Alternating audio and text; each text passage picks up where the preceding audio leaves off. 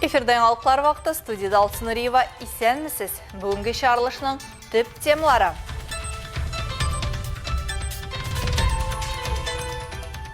Шүпшар білән нишләргә? Түбән мақтамада жауаплы вәкилләр шүпшар утилләштерү буенча җирле халык белән очрашу үткәрде.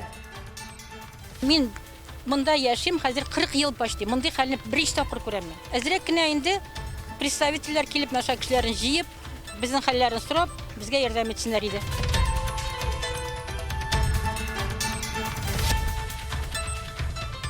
Быелгы уңыш сөендерерлікме? Азнакай басу кырларында урып җыючыларның кызган чагы.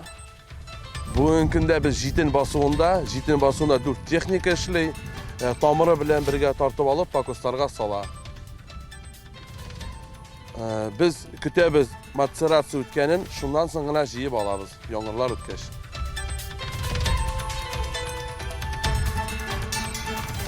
Илнең батыр улы Азнакайда генерал-майор Фатих Булатовка истәлек тактасы ачылды. Шундый мотор яшәделәр, күңелле яшәделәр, яшәгәндә бик кешелекле. Фатих абый менә авылга кайтса, ул күршедән башлап менә үзенең чиркы кешеләрдә исәннәр бар ялы, ул кайтып йөргәндә һәр бер кеше белән сөйләшеп, күрешеп, исәнләшеп, шундый менә кичек күңелле кеше инде.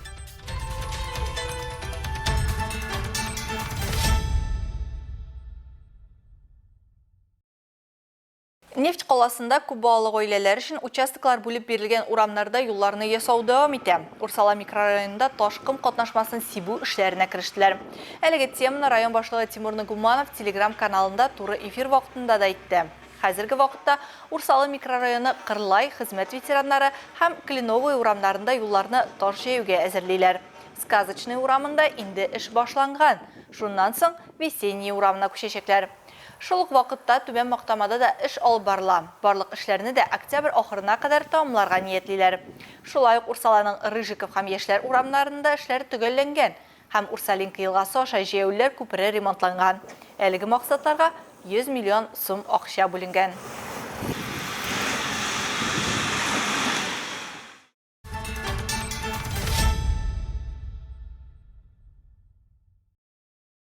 Түзе алмаслык ис, шибен һәм күселәр. Бу Түбән Мактама бистәсенең Дивонская урамында яшәүчеләрнең шикаятьләре.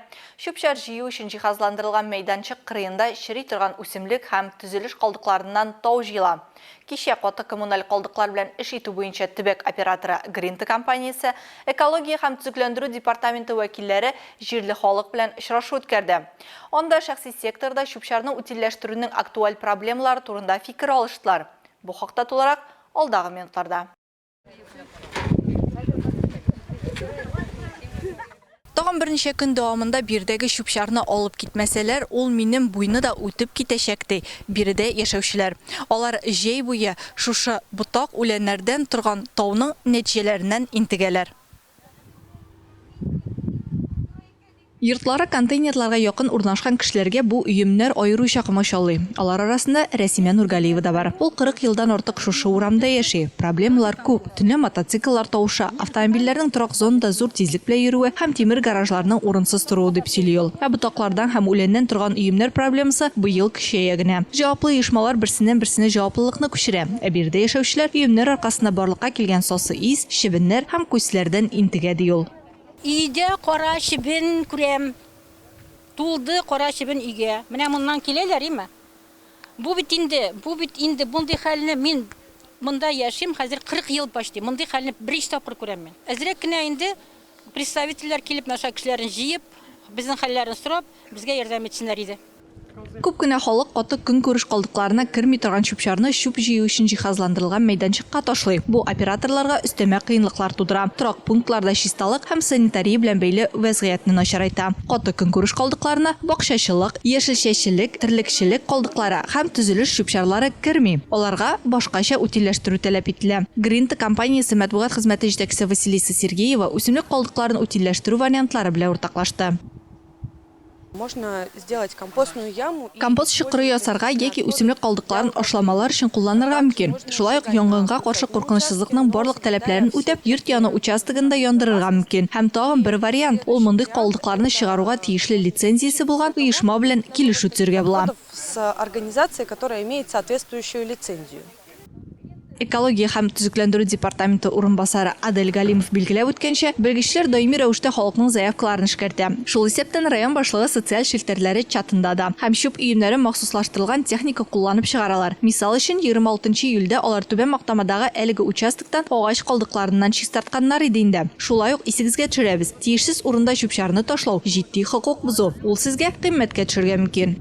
Житель фиксируется, либо автомобиль фиксируется. Кеше яки автомобильне фотога төшереп, әлеге мәгълүматны дәүләт автоинспекциясе хезмәткәрләренә тапшырырга кирәк. Алар бу шикаятны тикшергәннән соң безгә чүпне кем ташлаганы турында мәгълүмат җибәрә. Әлеге материал административ комиссия тарафыннан карала һәм административ комиссия штраф турында карар чыгара. Беренче тапкыр штраф 2000-нән 3000-гә кадәр, әлеге хәл кабатланса, штраф күләме күп тапкырлар арта. 1000 до 3000.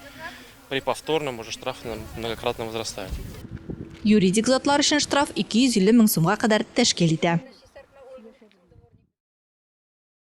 Бертөкле культураларны уру төгәлләнсә дә, техник культураларны җыю әле дәвам итә. Соңгы берничә елда шул ук Азнакай районында гына да җитен игүгә зур игътибар бирә башладылар. Безнең иҗат төркеме аның чәчү барышы белән таныштырган иде. Инде менә бу культураны уруга да төштеләр. Теманы Рәдифә Нугманова дәвам итә. Җитеннең бөтен өлешләре диярлек эшкәртелеп төрле өлкәләрдә кулланыла. Соба калдыклары орлыгы, мисал өчен элек-электән йортларына җитен мүк белән җылытканнар, яктырткычларга җитен май салганнар, җип калдыкларына чүпрәк курчаклар ясаганнар, җитеннән кием, урын җир, ашъяулык, жаккард, портьер, тышлау докымалары, ятмәләр, җилкәннәр, май, төзелештә тавышны ята торган җайланма, бау, капчык һәм башка кирәк ярак ясаганнар. Белгечләр бүген җитеннән ясала торган 30 меңгә якын продукция сонын атый. Җитен күлмәк киндер ыштан.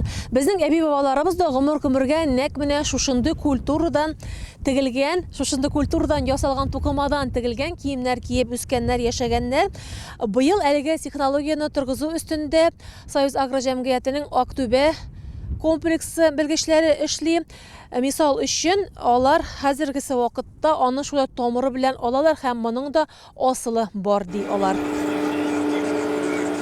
Актүбә җитештерү комплексында җитен культурасының мәйданы 1960 гектар тәшкил итә. Аның күпчелек өлеше сүз ала торган сорт. Бер өлешен май җитештерә торган сорт алып тора. Җитенне караулы төшү куркыныч узгач кына чәчәләр. Башка техник культуралар сыман ук җитенгә дә кояш һәм дым кирәк. Ә менә урганда җитенне тамыры белән алып салалар. Бу сүз озынлыгын саклау өчен эшләнгән. Урып җиргә салынганнан соң ул берничә яңгырны узарга тиеш ди белгечләр. Монысы инде сүзне аерып алганда эшне җиңеләйтү өчен кирәк.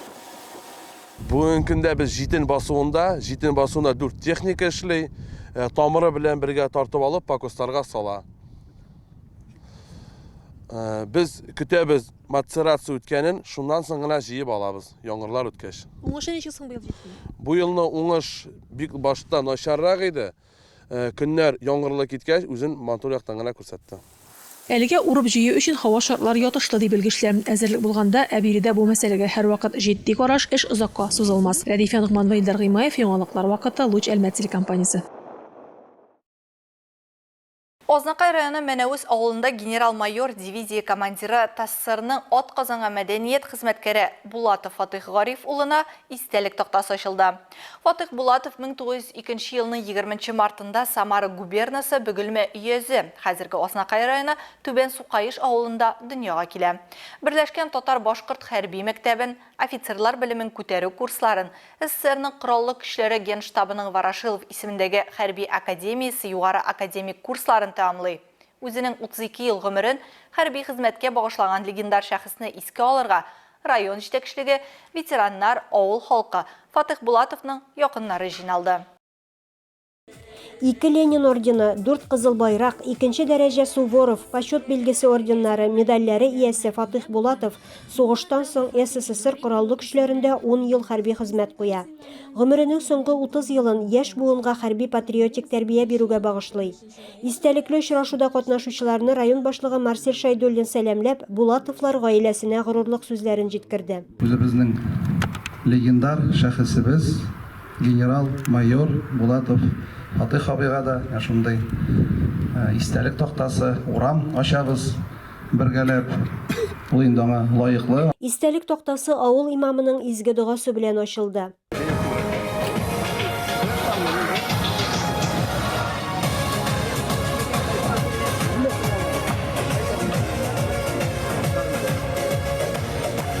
Чарада шулай ук Фатих Булатовның якыннары, туганнары да катнашып истәлекләрне яңарттылар.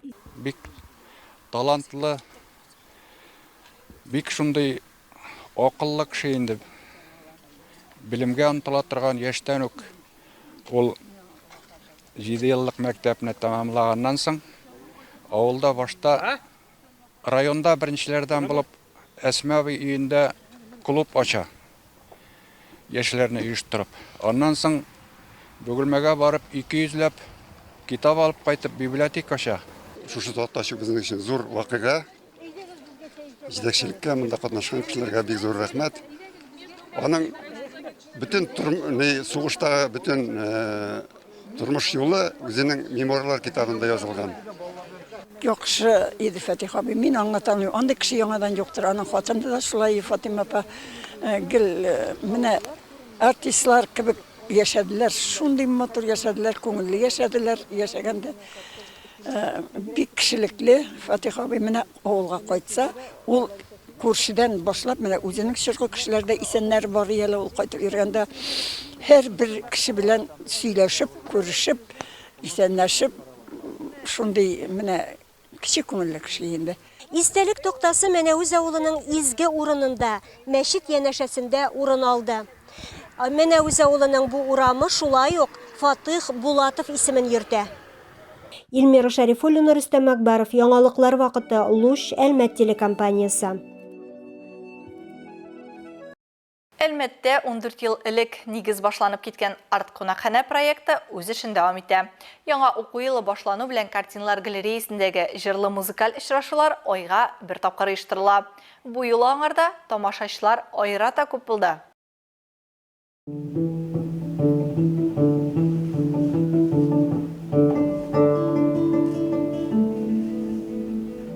Әлмәт картиналар галереясында бүген курчаклар күргәзмәсе бара. Ләкин ул күргәзмәне карарга килүчеләр иң башта музыка дөньясына чума алды. Арт кунакханә проектының беренче сезоны әнә шундый матур фонда ачылып китте.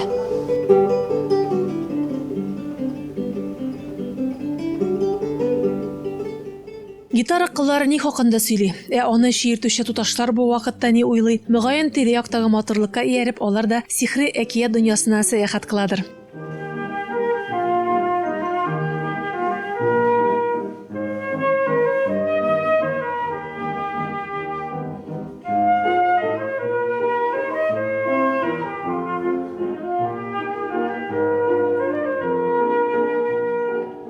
Фортепиано флейта дуэты нәфис сүз. Әлеге жанрдагы чыгышлар бу юлы укытучылар башкаруында яңгырады. Очрашуның темасы күренекле кешеләр иде. Сәхнә йолдызларын нәкъ менә укытучылар үстерә дә бит.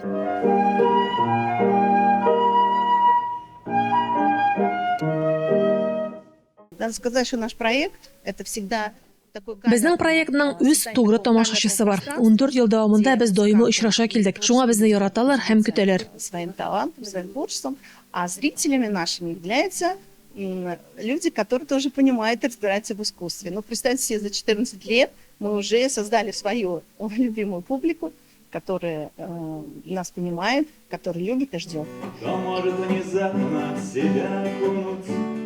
Бу юлы галереяда тамашачылар аеруча күп иде. Араларында очрашуларны калдырмыйча йөрүчеләрдән беренче килүчеләр дә бар. Ветер остывший охру несет, осень идет, соблюдая приметы, считает цыплят, да по улицам льет.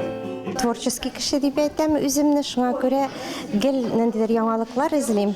Менә шушы яңалыкларны табып, аннан соң балаларны тәрбияләүдә шуны кулланырга тырышам. Биредәге менә арт кунакханә проекты шуның берсе дип әйтсәк дөрес була инде димәк. Әйе, бик дөрес, әйе. Миңа бик ошады, бик җылы атмосфера. Яшь талантлар, сәләтләр күрдем үзем өчен. Тагын ни дип әйтим икән инде, күңелем белән ялтып кайтам.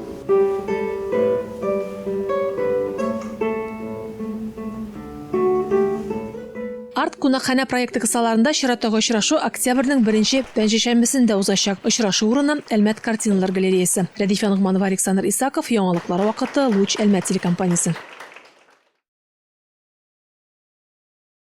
Татнефть Әлмәт ярым марафоны 2024 жеңіл атлетика ярышлары уздырылу сәбәпле 7 сентябрьдә 6 сәгатьтән 16 сәгатькә кадәр Төзүчеләр проспектыннан Тукай проспектына кадәр Ленин урамы, Ленин урамынан Җәлил урамына кадәр Мәрҗәни, Гагарин, Чехов урамнары, Совет урамынан Ленин урамына кадәр Тукай проспекты, Чехов урамынан Тукай проспектына кадәр Кече Совет урамнары юллары транспорт чаралары хәрәкәте өчен ябылачак. Маршрутлар буенча автобуслар гына йөриячәк. 3 һәм 7А маршрутлары буенча хәрәкәт ашырылмаячак.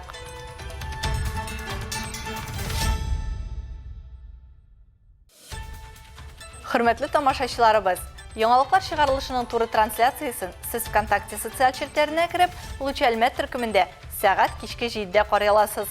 Безнең иң кызыклы сюжетларыбыз да рәсми аккаунтларыбызда урнаштырыла. Бүгінгі чыгарылышта шулар иде. Мин Алсу Нуриева һәм монтаж операторы Динара Сытинская. Сезнең белән саулашабыз. Исән сау булыгыз.